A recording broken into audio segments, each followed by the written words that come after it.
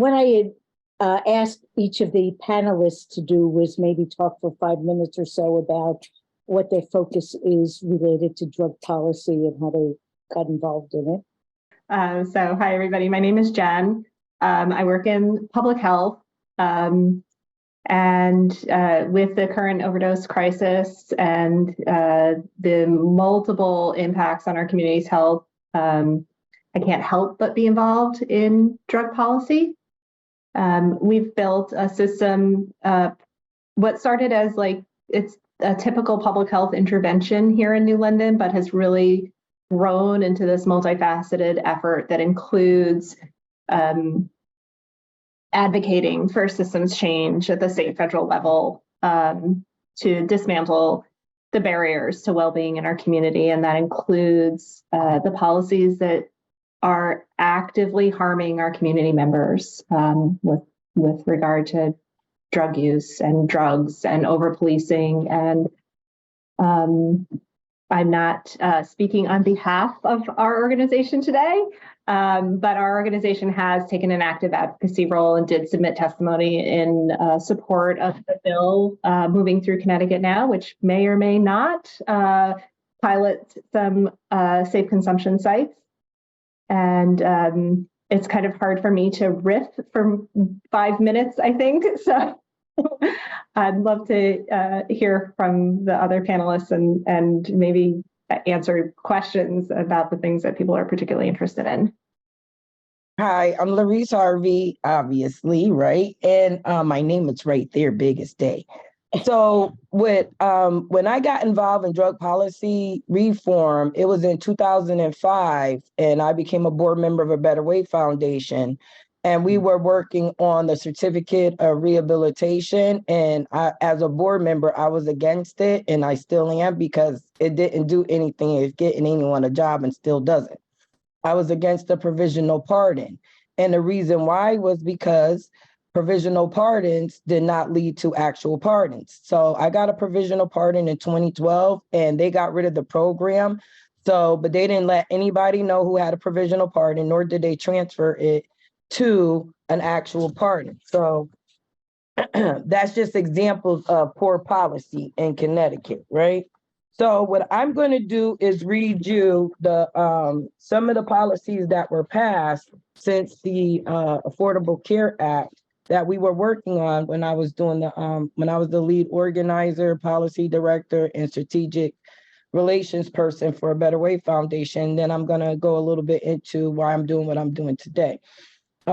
So we added rehabilitation and successful community reintegration from to DOC's mission statement. So now it says rehabilitation on their reentry. Bringing medical marijuana decriminalization. We did that 2011, 2012. I was the lead lobbyist for that. Ban the Box was 2010, and now we have the Fair Chance Act. Thank you, Obama. Implementing the national recommendation for prison rape. We have that, and now we have a process for women, although a lot, we're expanding it to the marshals as well, because a lot of women have been sexually assaulted by marshals. We did Good Sam, spreading, calling 911, someone is suffering from an overdose. We expanded naloxone access, and we did the revised the racial and ethnic impact statements. Now now when we were doing it, everybody said we was crazy. Now there's a whole office being created with 2 people being hired to do racial ethnic impact statements in the state of Connecticut for all policies that significantly impact the poor, minority, and underserved. We've already did good time, came back. I got a lot of people out of jail because of that. Racial profiling reform, we done that. Health equity, that's an ongoing fight. When ACA was supposed to equalize, but still people, because of the financial cost of it and burden of it, we still have health issues on equity in that. Eyewitness identification procedures, those were passed, but nobody's implementing them. And I suggest someone looks into that. Prison overcrowding, now there's barely or no prison overcrowding because majority of people are being diverted because of substance use disorder and the ACA. We did a lot of pardons and probation and parole reform, but as you can see, anytime you start commutating, releasing a lot of people out of prison and giving pardons, they remove your seat and saying you're soft on crime, not that people are capable of changing their lives and ways and being honored for that. An expansion of needle exchange, and I'm glad you're continuing the work to do, Jennifer and your organization, to do safe injection sites and safe use sites. So after all of that we have passed and done, we're still in a crux of a crux, right? And so one of the things that we recommended was first up, responders diversion, health consumer advocacy and training, administrative changes to Department of Correction. And then I created the policy change in drug prohibition, drug policy 2.0. All illicit drugs should be brought within the law and regulated. Revenue from sales and taxes should be reinvested into overly incarcerated communities. Community development block grants should be reallocated to support reintegration, post-incarceration, affordable housing projects, home ownership, continued education, economic security, and strategy. Abolish all drug-related mandatory minimums. Pardons for all drug related crimes, and decriminalizing heroin and cocaine. Those were the recommendations back then, and that was in 2013. 10 years later, what was the first thing on my issue? Housing. So Once Incarcerated Anonymous does what? Justice impacted housing. And this past legislation, we had 19 bills we were supporting. Accomplishing community-based sentencing alternatives for primary caregivers of dependent children. Again, this eliminates justice impact of homelessness. It eliminates, the breakdown of the family, especially for anyone it's drug-related crime, that they stay home, stay in their apartment, stay with their kids, stay with their family, and get outside treatment. But that didn't go anywhere in judiciary. An act concerning rent stabilization. Everybody knows rent is an issue. Tenants' rights. A lot of people who have criminal backgrounds don't know their rights. HUD changed that so that people with criminal records can now live and have access to housing. You cannot discriminate against us.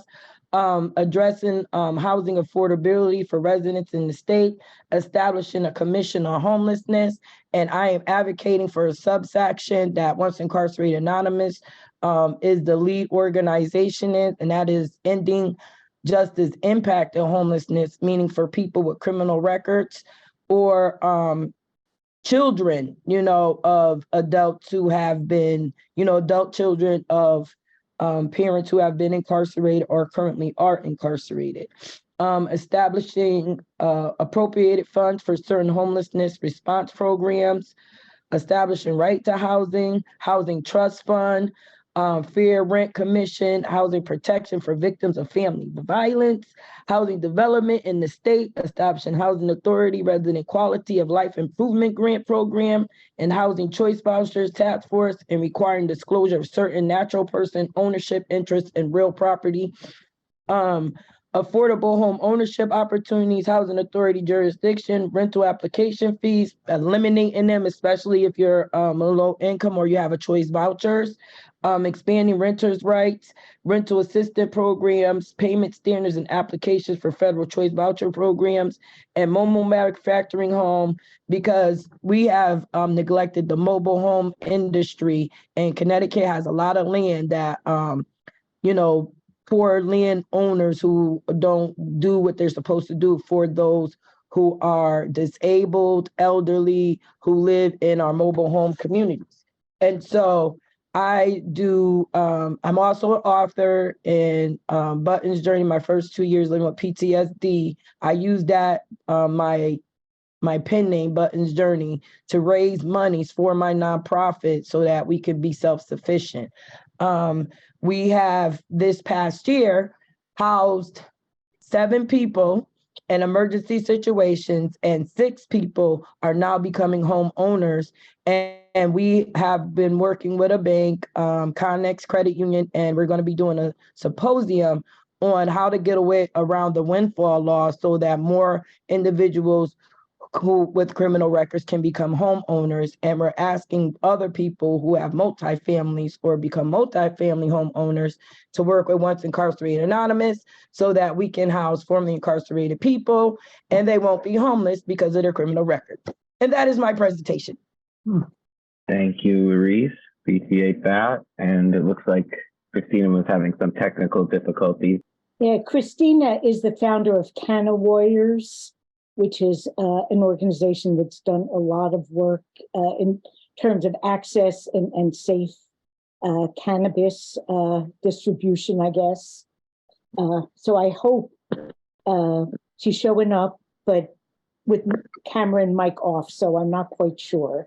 But I guess it would be until she can fully come on, I guess we can invite people to ask questions, but if people will indulge me, I'll start and saying, what historically has been the impact of our treating drug use as a criminal issue rather than a health issue, like for the last, I don't know, at least since the Nixon years, maybe from before? Well, we all know how that started, right? The Vietnam War, the Black men and Latin men who went back to their communities were addicted to heroin from the opiums that they were using. And then, you know, we already know that the government shipped over the opium. And then later on in the 90s, they started shipping over the crack cocaine. And so if you were poor and Black, you got sentenced to harsher penalties for the same amount of drug use that any white counterpart in suburban, rural, or areas or the elites. They would got lower sentences or diverted from even being incarcerated or having a criminal record. So that has been the historical thing. It's all undoing racism at this point because it was all racially motivated all the way back to the Mexicans and marijuana. Yeah, I can't second that enough. Every single drug policy and response is deeply, deeply rooted in structural racism in our country. And we continue to see the impacts on multiple levels on public health. Over incarceration and the dismantling of Black communities because of over policing, because of under allocating resources is a public health crisis.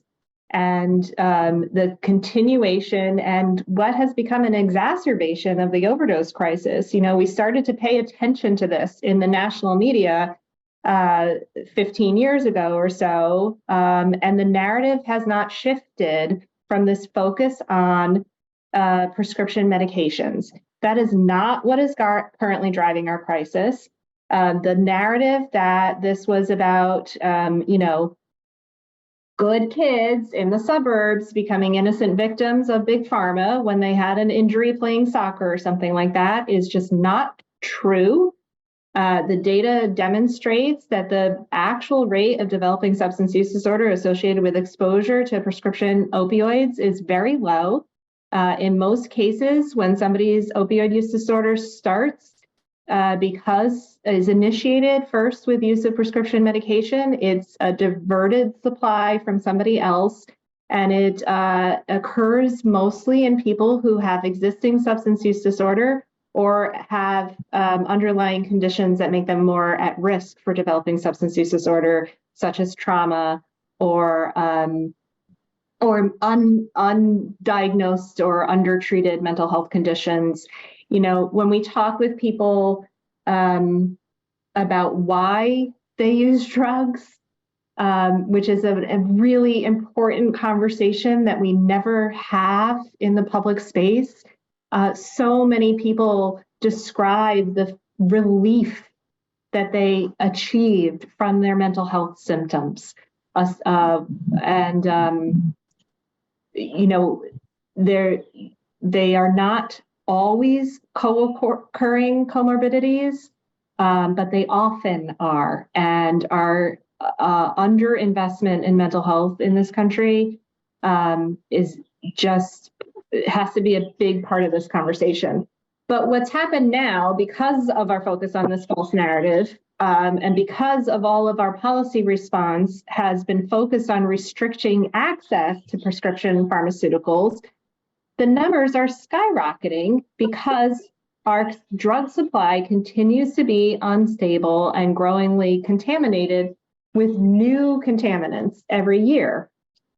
People are not using drugs more often than they used to, but it is just becoming more unsafe because of the unstable supply.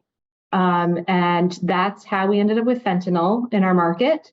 And now that's how we've ended up with xylazine, which adds a whole new level of risk because it's not an opioid. So the conditions that occur when somebody consumes xylazine are not alleviated when we administer naloxone. And there's new things that are going to continue to come down the pike because without a regulated and safe supply, people have no way of knowing what they're consuming.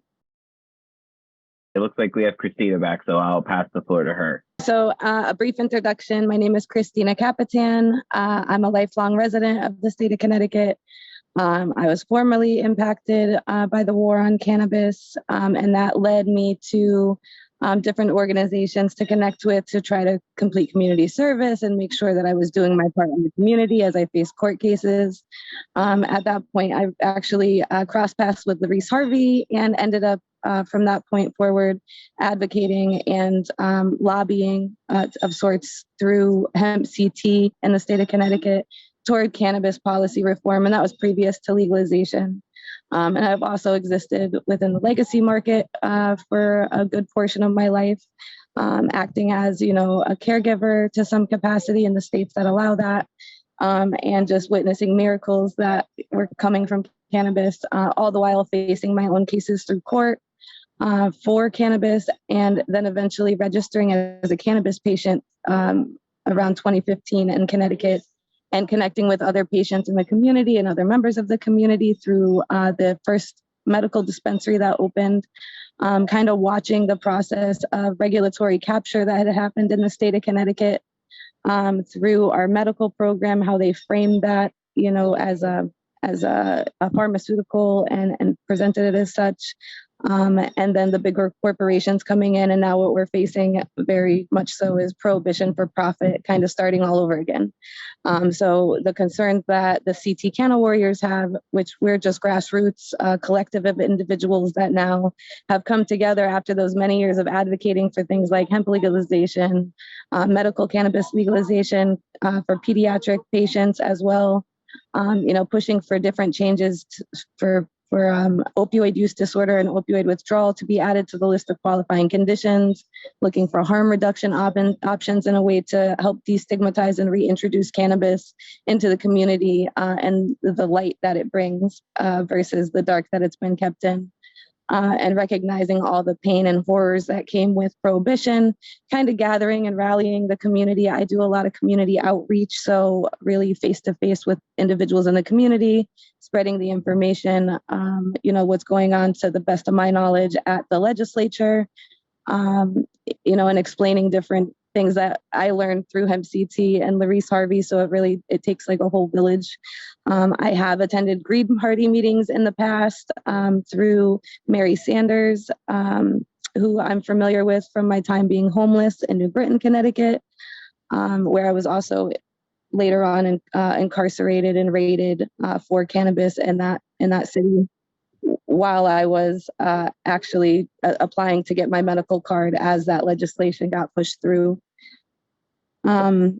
So it's been a long road to get here. We're still out here actively fighting for change. I love to see Larice. She saw me outside the legislative office building the other day, and it just gave me such a boost of energy. Mary Sanders, who's helped me immensely, and my son, supporting me and sharing information that we put out there. As far as what we're doing currently, we have a big push behind us with Last Prisoner Project. Where they're in front of us, they push this legislation through.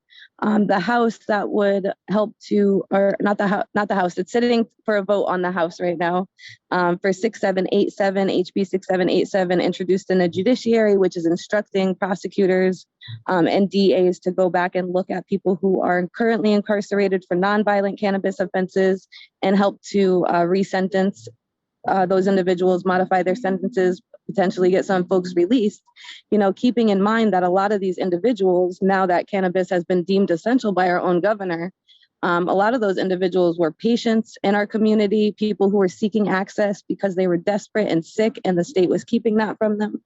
And I don't think that we understand that, the thought in the legislature is still, it was illegal then and it's illegal now to grow cannabis to whatever degree or share cannabis in whatever sense they deem that not okay. And I don't think they failed to realize that a lot of those folks were sick, dying individuals who just needed access. A lot of those were parents who were desperate for their children to stop seizing 100, 1,000 times a day.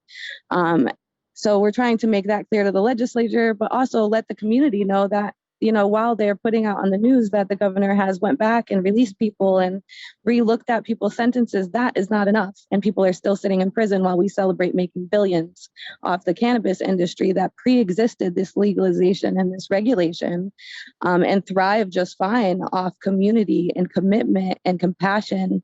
And the regulation and the over-regulation has hurt the community as a whole and hurt the access overall. Sorry, I'm outdoors. But, important to remember that, there is still a fight that wages on, and, bringing people into that fight and letting them know that our state has not released everybody, that our state is still taking action against its own citizens who are growing or cultivating cannabis for either their own use or to share with others. They're calling in military resources. They're dedicating resources that should not be being used to find these individuals. And, at this point, I don't even know what they're doing with these individuals. A lot of times it's just a waste of resources and time, but still an inconvenience, and it hurts, and it hurts families, it hurts communities to have people taken from them, and their potential has already been stolen quite a bit. We also want to see people be able to be caregivers in the state of Connecticut. People do need access, and there isn't a lot of education. We're on the East Coast. We're so far behind, but there are families that are just looking for answers for their children and their communities and their loved ones, and they can't find that through the state. The state is solely focused on how they're going to secure their profits and make sure that nobody else is getting a piece of that pie that they've set up very well to capture, the market and make sure that they're the only players in the game. So, those are big issues. We always are out lobbying when we can. We're an unpaid group, but we fight for change. We welcome anybody to come stand with us. We'll guide and support you to the best of our ability, but definitely grassroots and want everybody there. Another big issue would be psilocybin. We do have a bill that did pass through the House of Representatives that would decriminalize small amounts of psilocybin.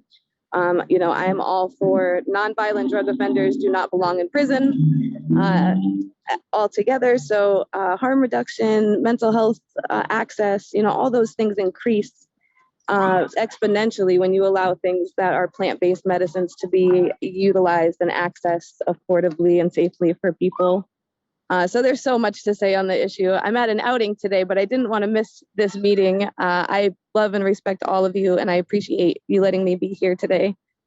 Thank you, Christina. Thanks for carving some time out for us. So looks like we have some make sure everyone check out the chat. We have a lot of good links to different groups from some of our panelists that are here. And it looks like we have a question from Mary. Hi, Christine. I'm so happy to see you. And Hi, Mary. I don't remember what year we met, but I know you're in a hell of a better place now, and I am so proud of you. I've known Larice as equally as long, and I am happy to be in their company today. My question is around, it's bad enough what you said about the profits. They're trying to lock up the profits and keep people from growing and sharing and enforcing criminal laws on people who are obtaining their own supplies.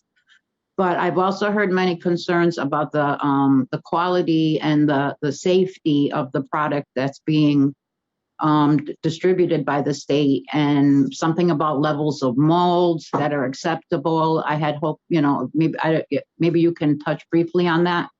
Yeah, absolutely. In the state of Connecticut, the Department of Consumer Protection, who's overseeing the regulated medical cannabis program, took the liberty, based upon lobbying from one of the two testing facilities in the state, to increase the allowable level of mold within their product. Now, they said they had some fancy machine that would break everything down, test for certain more dangerous types of mold, but they wanted to allow 1 million parts per unit or per gram of mold, and that was across the spectrum.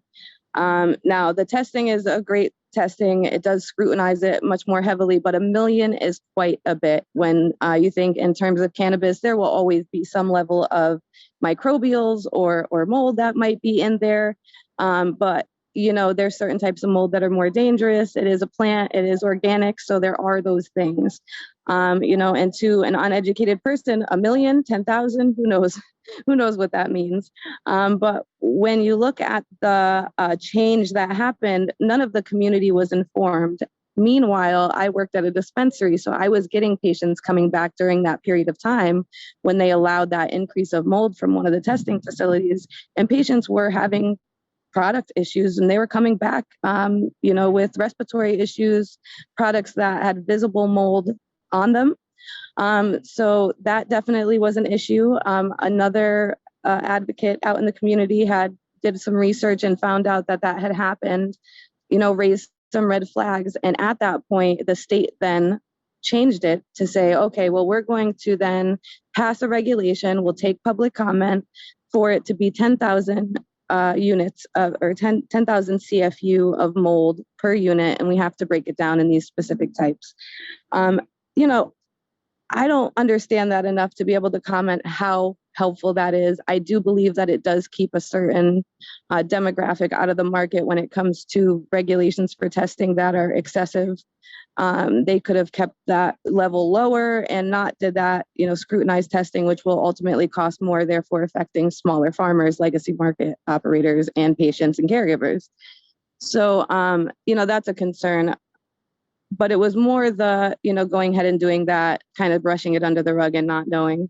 Currently, I am boycotting the corporate cannabis, and a lot of my individuals, we boycott corporate cannabis entities. We would not look down on somebody for using a dispensary or obtaining medicine, but we do try to then educate the community and let them know, hey, look at these, look at this information from these products a little bit more carefully, find out when it was tested. Ask your dispensary if things have gotten remediated with, UV or radiation to help kill that mold and pass these tests. Ask people that you're getting this product from what's in there and how it's grown and how it's tested. You have to be your own best advocate as a consumer, because the DCP has not been doing a great job. So, doing that, letting people know what is a safer option if you do have concerns for mold, if you see mold, educating people what that looks like, how that might feel if you ingest that. And that goes for across the market, the regulated market, the legacy market, anybody operating. The biggest thing is just the education around it, because it's very confusing. All right. Is there anybody else that would like to respond, or anybody else with another question? Rona? Yeah, I guess the discussion of mold had me thinking a couple of things. One, my brother-in-law worked for the Oregon Department of Agriculture when recreational was legalized there. And I guess the first year, about 65% of the crop had to be burned because of fungicides. So is part of the problem with the mold issue related to the fact that we can't grow outdoors? I mean, indoor growing just seems like it's a mold incubator, and this stigma, it doesn't really seem very scientific to me not to allow people to grow outdoors. not only that, plants are sun. They love sun. They're plants. They love sun. And people sometimes can't grow inside. The cost for that is extensive. We already see people struggling, not being able to pay their light bill.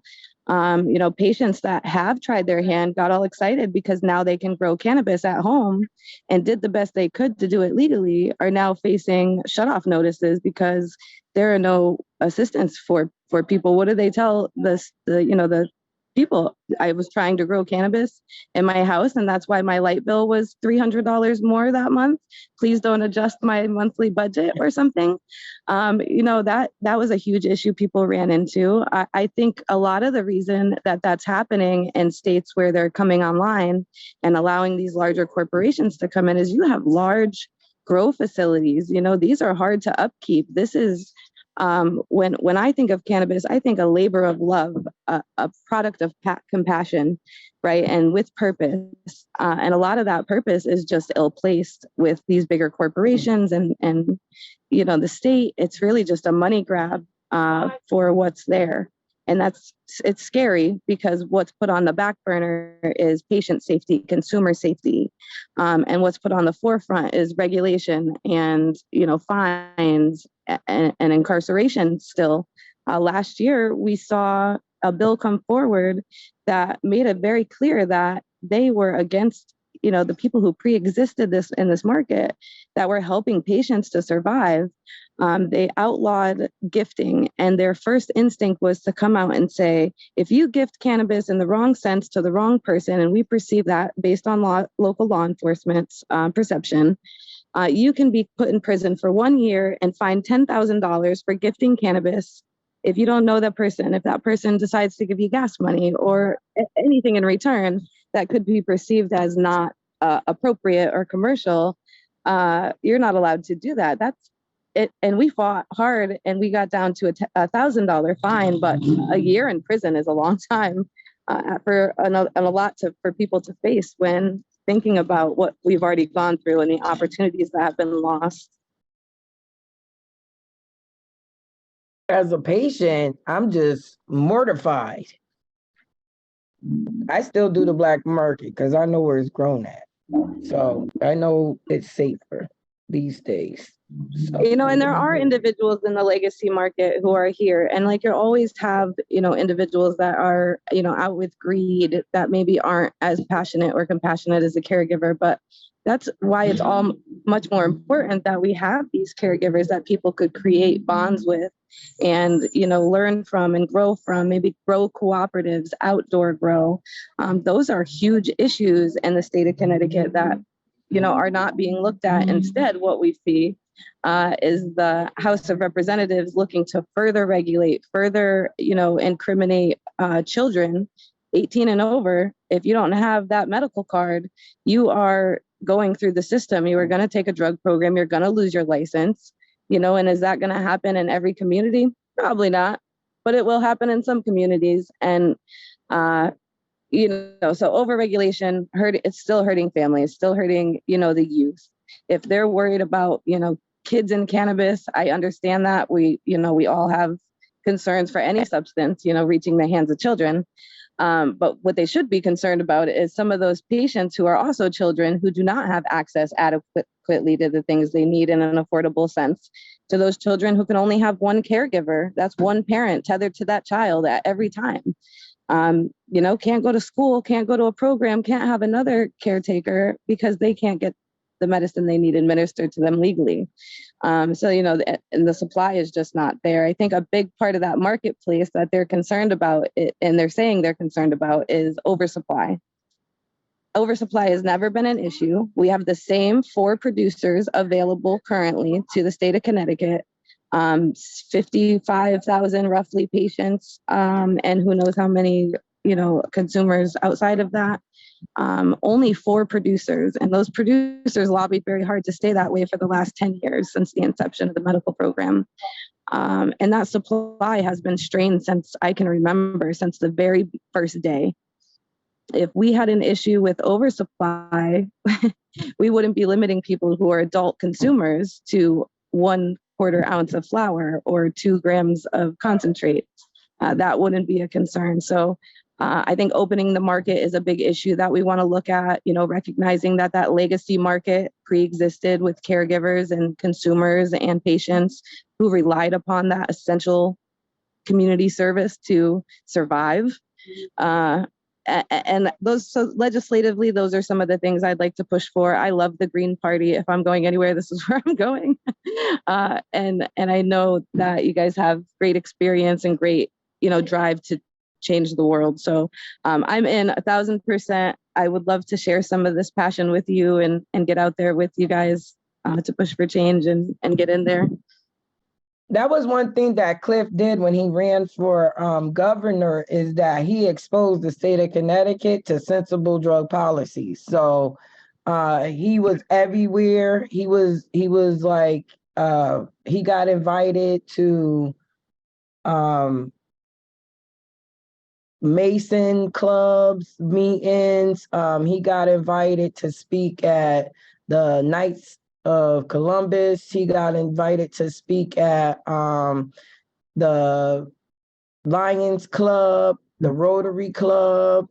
He spoke at we created events for him to speak to the community at the libraries. And so people who were solely against drug policy reform, when they start listening to what we were saying, this is how they're using that, we understand, the violence in the gangs, but they're not getting everybody that's violent in gangs. That's why the violence in the gangs is still there. They're getting everybody who's a user and a consumer. And that was the way that I got recognized into the Green Party, and I was highly interested. Also, the incorporation of that each issue was contingent on the other. So just now, Christine is talking about, mold. And I'm like, where is the environmental campaign for the drug policy right now? Because, before it was about the atmosphere, it was about, the lead and the mold inside these apartments and these schools in the north end of Hartford. And they did an environmental campaign, but we coincide that with, it's also the highest overly incarcerated rate.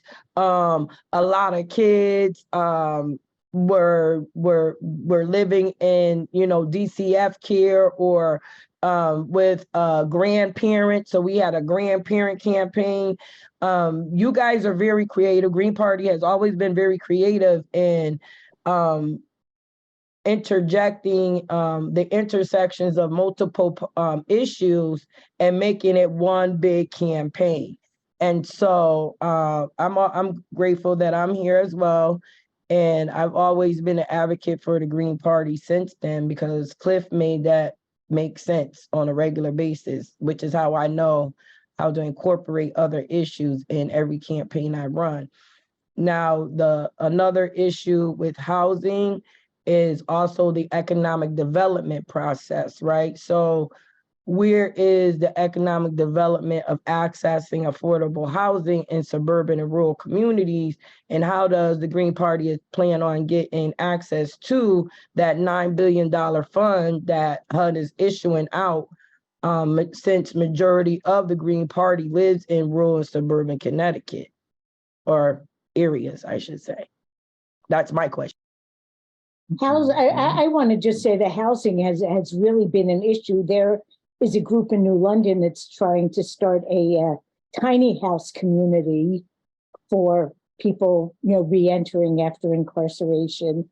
And, local zoning, I'm on the Planning and Zoning Commission, but local zoning laws are not friendly towards that kind of thing. There really is no category it fits into. And I'm pretty confident that most of my fellow commissioners don't want to even think about how to accommodate this group. So that lies in CDBG funds. I can answer that because I'm the housing expert on just impact housing. So how do we get around that, right? So number one, people who already got LIST funds or HUD funds or community CBG grant funds to develop, to refurbish, anything like that, they are subjected under the law, under HUD's new policy laws. And if they do not house people with criminal records, they can lose their funding. And I don't care. And then on the developmental side, everything doesn't have to look like a project.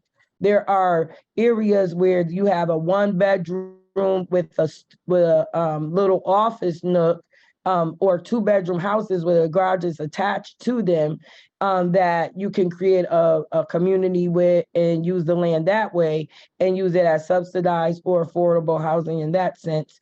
And that's something that we're developing and I'm working on right now at One Sick Heart Australian Anonymous. The other thing is, in some of those zoning areas, especially Fairfield County zoning areas, they only allow for like a 2-family house. Well, then you could build 2 townhouses, which are side-by-side 2-family homes on the same property, and have them, use like a 4, garage in the back. It's based on how you feel like expanding your property and doing a development where it doesn't look like an eyesore, and you don't have to campaign saying, hey, it's for justice impacted people. You could just develop it and then let justice impacted people live in it, as a suggestion. Yeah, it sometimes depends on local zoning ordinances. I know there's a group, Desegregate Connecticut, that's had some success in a few towns, reforming the local zoning laws to allow more affordable housing. I think Hamden, they were pretty successful there, and they've worked in other towns. Because I know there's an awful lot of resistance the way the town zoning laws are set up. It's very hard to get smaller affordable housing. All right. Well, it looks like we're coming up on time here. We still got another like 10 minutes. Are there any more questions or anything else that anyone would like to discuss on these topics with our panelists? Feel free to type them in the chat as well. Justin? Yeah. I just wanted to say, how impressed I am and appreciative I am of all the work you guys are doing. These are complicated issues, and I appreciate how much they integrate. There are multiple issues that you're addressing that all tie together, and I think I'm gonna try and make it to this August 26th event that you're hosting in Bridgeport.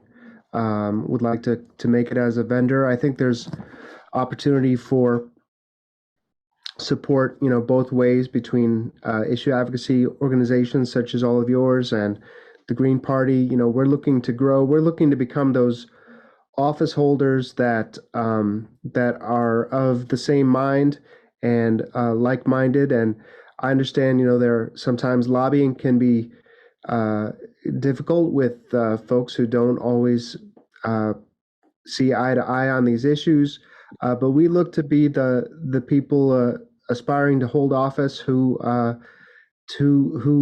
view these issues in the same way and want to accommodate these changes that you're looking to accomplish. These are the changes that we want to see realized, and so that's why we do what we do as a party. That's why we're trying to grow and find more candidates and get out there and create these create these changes that you guys are looking to accomplish. I really find the more we can get out there and meet the public and talk to people, the more we can make these things happen. And I'm glad to I'm looking forward to learning more and following your organizations and what you're doing, and working together, hopefully very much in the future. And I appreciate all of you coming today. I just wanted to say that. Thank you. Yeah, just echoing on that, all you speakers are very informative. I know I'm going to be thinking about it. These were issues that I supported anyway, but now I feel like I know so much more about them and their connections, and it's going to give me a lot to think about. I know, as somebody who's had a license herself, TheraPlant, who grows in state, is claiming to be mold free, and I know somebody spoke on that. I'm sorry, I forget who. I wonder how much these claims are substantiated. I'm always a a bit of a skeptic. And, you know, what kind of regulation or oversight is there to verify that? Thank you. Sandra, it was Christina. So I just wanted to touch on that quickly. There are other testing facilities in other states like Massachusetts, Rhode Island, and Maine, I believe, that you can go to and get your product tested. Unfortunately, in Connecticut, no testing facility is available to the general public, patients, consumers, caregivers at all at this point. I know they're working on it, but we've had medical for 10 years and still no checks and balances there. Just those two facilities. You know, I'd like to believe that these facilities are doing everything they can to keep their product mold free and remediation free. You know, but on a large scale, I know that's very hard. And when you have the regulations captured, you're able to manipulate that in such a way to make sure that the most of your product is getting to those shelves and getting you your money. So I would just be an aware consumer, you know, inspect your things, and thank you. Thank you. I'm putting a few articles so you can get that information. Usually when they do research in an article, they kind of like highlight where they got the testing and stuff like that. You can get the actual numbers there. Thanks. I guess since we have about 5 minutes left or 7 minutes left, if people could talk about, it seems like there's so much that still has to be done. What are the next steps that we can think about, like focusing on for the next year? I know there's, you know, in the House and the Senate, you know, the new expanded Medicare for all bills are going to be introduced within the next week. And I mean, should we be working on things in legislation that address drug use, abuse, addiction, or are there things closer at home that we should be working on? Like, we can't do everything. What do you see as the next few steps to keep us busy for the next 6 months to a year? I suggest that the Green Party do local house meetings and period. Find out what the community wants, as opposed to you telling the community, find out what they want and then match it to your issues and concern, and or your, you know, like transfer it into your issues and concerns. That was one thing I never did, was tell people what I was going to do. I always went in the community and asked them, what do you need? What do you want to see done? And then from there, we build out campaigns. It always met with our agenda and our funding. And so people made a mistake thinking that poor people don't know, or people who are impacted don't know what they want or need, or not wise about the issues. They are very wise. They just waiting for somebody to come and listen and ask them, and then support what they want done. If you do that, you'll take over every political seat in the state of Connecticut, because everybody's tired of no one asking them and then setting up their agenda based on what they want to accomplish. If you start there, you spend the next 6 months doing little house parties, just educating people on the Green Party, what you stand for, ask them what do they want to see, have little community conversations at the libraries, they're free. Invite the community out, have them at the local community centers, make sure you bring food and have daycare meaning a volunteer sits with the kids who is like, you know, love kids, like, you know, a kindergarten teacher, somebody, you know, get some crayons and stuff. And that's how you do it. You ask them like, hey, what's going on? What's good? And make sure you invite the youth. High school students and college students, because they'll be the ones that'll run around and do all the footwork. They got the energy. I'm too old for that shit. I'm just saying. I'm just too old to be running around for 3 hours in the heat. Anybody else got suggestions? I know y'all. Jennifer, what's going on over there? How do you run your campaigns? Well, at our organizational level, you know, we are part of the government structure, so we have to navigate this space kind of carefully, but it does mean that we have some access that our grassroots partners don't. And so, you know, we do show up in those spaces to support the things that from the public health body of evidence makes it clear needs to happen. So, I'm still really hopeful that Connecticut will be brave. I'm putting quotes around the word brave because this isn't brave. There's decades of evidence to demonstrate the importance and effectiveness of safe consumption sites. But in the United States, it means being brave to pilot them. We need to liberate methadone. It is the most effective treatment if people are interested in treatment, if treatment is appropriate. It is the most effective, and too many people in our community are dying for methadone to be held in shackles and as strictly regulated and limited access as it is. There is a bill going through the House that includes some provisions for expanding mobile methadone, but there's language in there we have submitted testimony against because it's going to really restrict our ability to deliver this very, very safe and effective healthcare within cities because, there's language around not bringing your mobile methadone van within 500 feet of schools and playgrounds and all of the things that, they always put in there. But how can you not be within 500 feet of one of those places in a city? And we need to understand the difference between, the spectrum of use. There are people who very occasionally use drugs. Treatment's not appropriate for them. It's not necessary. And yet, that's where all the conversations go.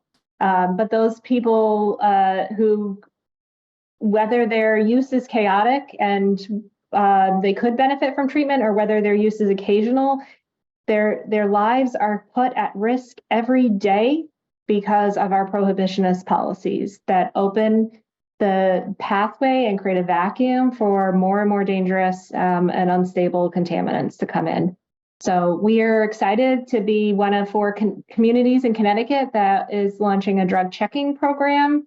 We'll be able to offer people a little bit more information about what they're consuming for them to make more informed decisions, but that doesn't create a pathway for making the supply any safer. And that's what needs to happen. Jennifer, what's the status of the bill? I'm learning about this that State Senator Saud Anwar, it seems to be championing it. Is that the case? And I think the legislative session is not going to last much longer. So is there going to be a vote? So he is the chair of the Public Health Committee. He did champion it along with the co-chair, whose name is escaping me right now.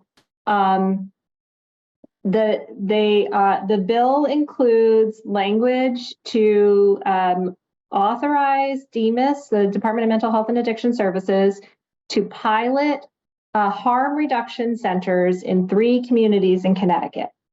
The sticking point is whether the language around safe consumption is going to stay in their description of harm reduction centers or not.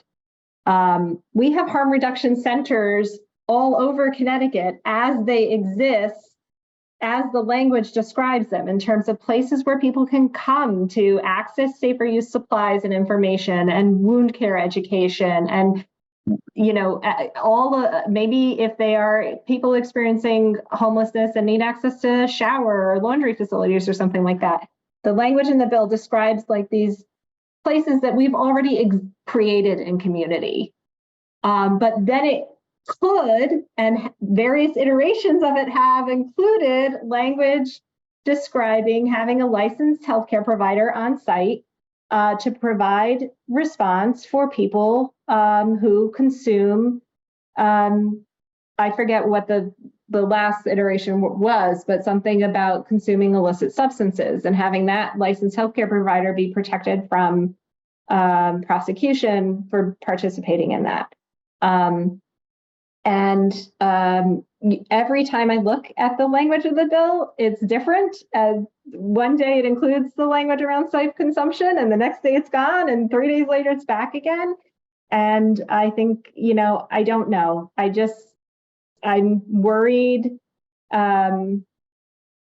that there's still a lot of misunderstanding. This has gone forward in Rhode Island, in their legislature. In New York, the safe consumption sites opened without any kind of legal support. The governor in New York recently said that she wasn't going to support that the bill there.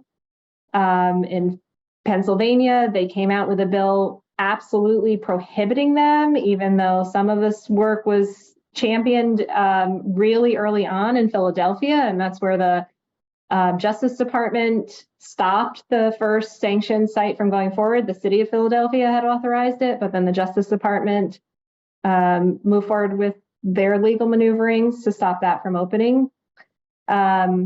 Yeah, I think that probably at the city and town level is where some of the action has to happen. And unfortunately in Connecticut, I think because we're such a small state, I really have trouble envisioning any city or town moving forward without that state sanctioning. But it just shouldn't be a question. And the arguments from both Connecticut and New York saying, well, we can't do this because it's in violation of federal law are just silly, because both Connecticut and New York have made cannabis use, right? So they've moved forward with this other drug policy that technically is in violation of federal law. So that argument doesn't hold any water, in my opinion. And I think that we need to be saying that back to them as often as possible, because if that's their only argument, it's ridiculous. Thanks. Yeah, I mean, yeah. So, and you say, what is existing now in terms of safe injection? There's anything that already... Not that's sanctioned by the government. There, people have shared consumption sites in community all over. People who use drugs look out for each other, right? They are most often the first responders to overdose, and that's why our efforts to saturate our communities with naloxone and get naloxone into the hands of people who use drugs have been so important. Yeah,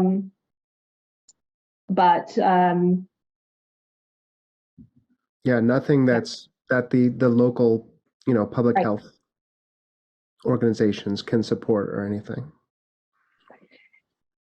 No, Yeah. not in terms of our hosting them or anything like that. The New York City Health Department has worked in partnership with the private nonprofits that started the safe consumption sites in New York City, and they provide some funding and staff for the other activities that happen at safe consumption sites, because they're not just about people coming in and using drugs and leaving, right? They're a place to create connections and safety and a number of fronts and support people. And so New York City has provided financial support and staffing for all of the other things that happen, including for the people who are really interested in this aspect of this question, who only see harm reduction as a pathway to recovery, right?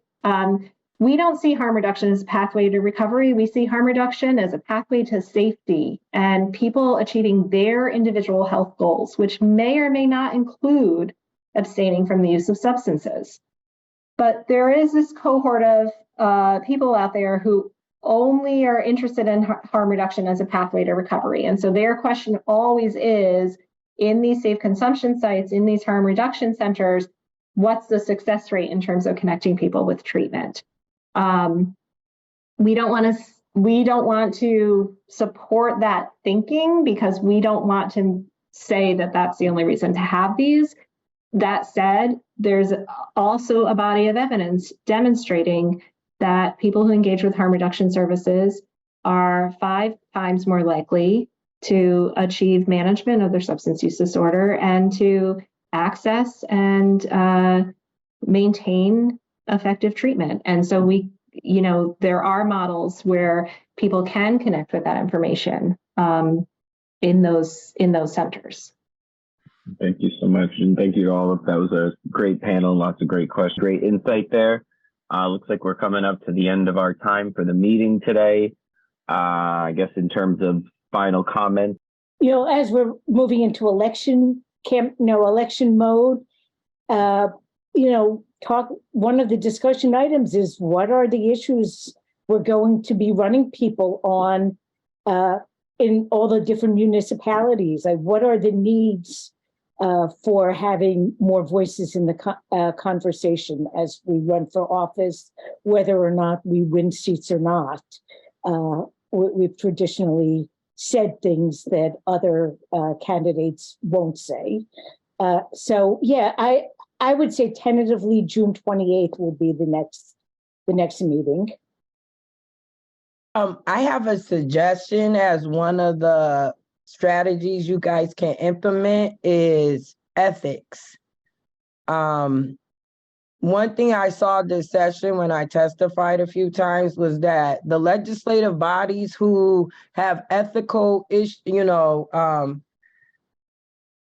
issues with a bill, for example, the rent cap, majority of the legislators who voted against it are property and homeowners, and they were supposed to recuse themselves because they could be directly affected if the bill passes or doesn't pass. And I don't know if anybody ever reported into the ethics. I can't because I'm not a state resident yet again, but I live in Ohio right now. So I think that's like a major thing to run on. And you're not like defaming characters. You're talking about as an ethical democratic committee, we hold our ethics to a higher standard so that transparency and the voter's voice, not my opinion or the expansion of my pockets, goes, my vote won't go against your need for the community. Whereas current legislators in various committees, and you can, tag the housing committee folks, and, because they were both Democrat and Republican, just saying. I was there and I was disgusted. So that's like another venue you guys can use for yourselves, is that we're the ethical candidates. And we do try to be. Yeah. I'm just throwing out some clues, I'm just saying, like, because that was a big thing for a lot of people across every social economic board, is the fact that ethics, being an ethical candidate, is top priority, especially now that Trump done got, convicted of sexual assault. And still gonna run for president, by the way. Absolutely. I'd love to help support in the Green Party fight to become more well known. And and I do think that all of our issues do intersect to so many degrees. So I'm grateful to make the connections, the more connections, and hopefully be able to utilize those to help each other, push everything forward. We have momentum. Let's get it. Great. And remind me what town you're in, Christina? I'm in East Windsor. Great. Like I said, just wanted to thank everyone again for attending, especially our panelists and everyone who helped put this meeting together. And personally, I'd like to thank everyone getting this through and keeping ourselves pretty well on schedule. Got through a few technical difficulties there, so thanks for bearing with us on that. And we look forward to seeing everybody soon at a meeting and continuing to organize. So thank you, everyone. Thank you again.